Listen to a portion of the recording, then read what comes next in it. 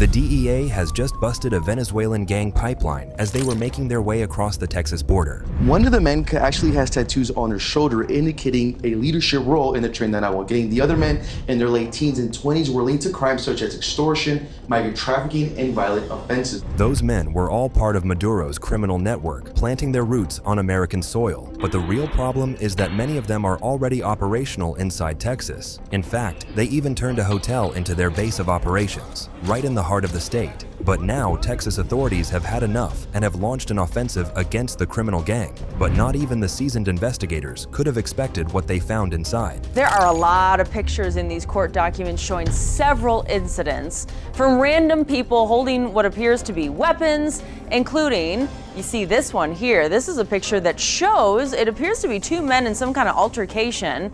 As a matter of fact here, you're looking at sort of a mid-punch photo here. Cartels are now officially in the Pentagon's crosshairs. And it's not just the wall anymore. Trump ordered the kill shot. The days of local drug busts and random motels, they were fun, but that's Breaking Bad stuff. TDA is characterized as MS-13 on steroids. TDA is the largest criminal organization in Venezuela. If their cartels are killing people in the United States and the MS-13 and Tren de Aragua gangs are, why can't we kill their leaders just the same way President Trump pointed out we took care of Soleimani? Officials are concerned about what is going on with TDA. Its recent expansion and entry of this gang could destabilize public safety in the United States as well as in the state of Texas.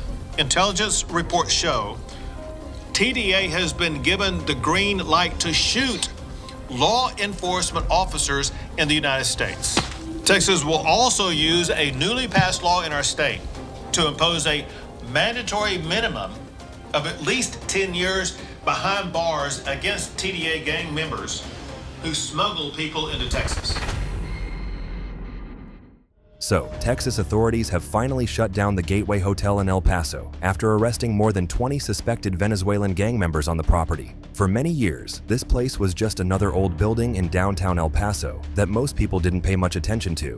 But according to the El Paso County Attorney, it slowly turned into a notorious criminal hideout. In fact, over just the last 2 years, police were called to this hotel almost 700 times. Yes, you heard that right, 700 times. That's basically one police response every single day for 2 whole years, yet nothing was done. And just so you know, these calls were not just about simple noise complaints or minor disturbances. The footage coming out of the apartment showed far more serious situations. The hotel has seen many criminal incidents take place, including an incident on the 3rd floor. The lawsuit cites video evidence of an aggravated assault case. Documents say in the video people can be seen partying, drinking, smoking, all while kids were around. The documents also allege prostitution and gang activity. And not just that, there was footage of random people holding what appears to be a gun. In another clip, you can see a man punching someone during what seems to be a violent altercation right there inside the hotel. Now, in the background, you can also see some other people drinking and smoking, while it appears that children are present. I walked into the building and there was a very apparent cigarette smell as well as some broken-looking furniture. And then we've got another one we want to show you as well.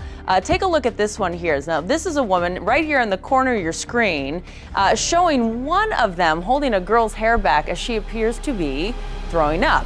These were all the doings of the criminal Venezuelan group Tren de Aragua, and law enforcement officers confirmed that they saw men walking the hallways with tattoos tied to Tren de Aragua. One officer even said that the hotel had basically become a recruiting and hiding spot for the gang. Now, the crazy thing is that this hotel was not even supposed to be operational to begin with. The hotel has also failed at least 3 inspections by the El Paso Fire Department. The document stated the hotel has been in a deplorable state since. The hotel violates around 90 city ordinances according to the lawsuit. Official arrest records also support claims that crimes happen at the hotel often. Yet somehow, it remained functional until that day when it was forcefully shut down. But just a short while after that, the gang struck back in the most brutal way imaginable.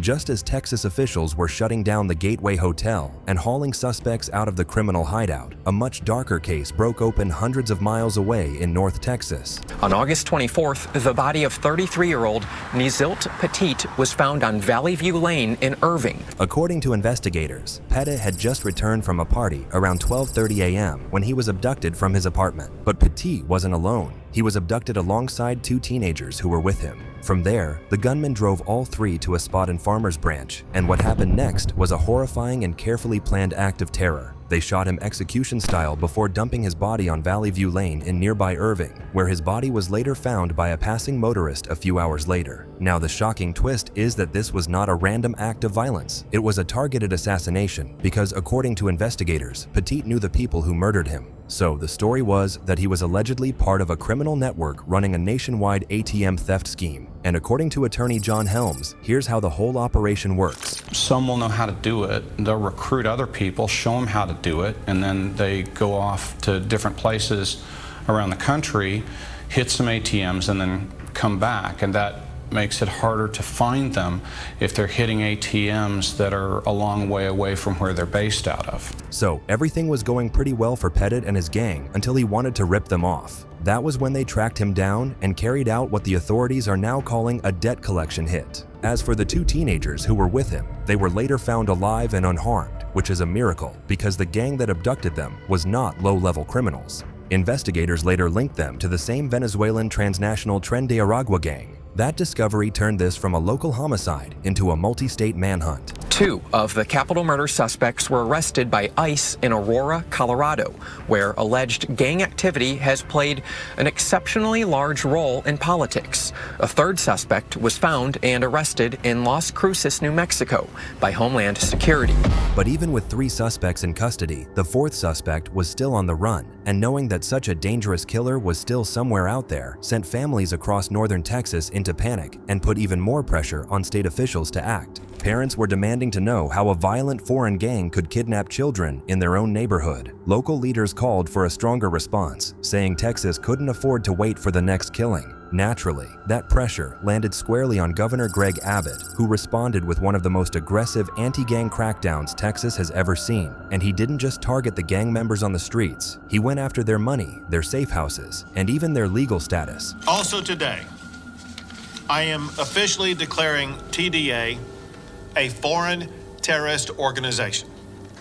We will bring the full weight of the government against the TDA. One of Abbott's first moves was to formally elevate Tren de Aragua to a Tier 1 criminal gang under Texas law. As you guys probably know, that's the highest possible threat level for organized crime groups operating in the state. And with that designation, DPS could treat every member and associate of the gang as a priority target with a huge state budget. Also, I signed laws that provide more than $100 million to support these anti-gang centers over just the next 2 years. But to more directly target TDA, Governor Abbott directed DPS to launch a coordinated operation through all 9 of Texas's anti-gang centers, located in cities like Dallas-Fort Worth, El Paso, Houston, San Antonio, and McAllen. These centers act as intelligence hubs, bringing together state troopers, local police, and federal partners under one roof. Their mission: to find Tren de Aragua members, monitor their movements, and take them off the streets as quickly as possible. Additionally, the governor also signed a new law setting mandatory minimum sentences of 10 years for human smuggling. That move alone hits the gang where it hurts most, their main source of cash. And according to Abbott, cutting off that pipeline of money is just as important as making arrests. But Abbott didn't stop there, and his next move could wipe out any traces of this criminal gang in the state of Texas. Also, I directed the DPS to create a new TDA strike team made of highway patrol officers, DPS special agents, Texas Rangers, SWAT teams, including aircraft, helicopters, and drones, K-9 teams, and intelligence units. So now the question is, are all of these enough to shut down the cartel pipeline for good, or will the criminal gang adapt, rebuild, and come back even stronger?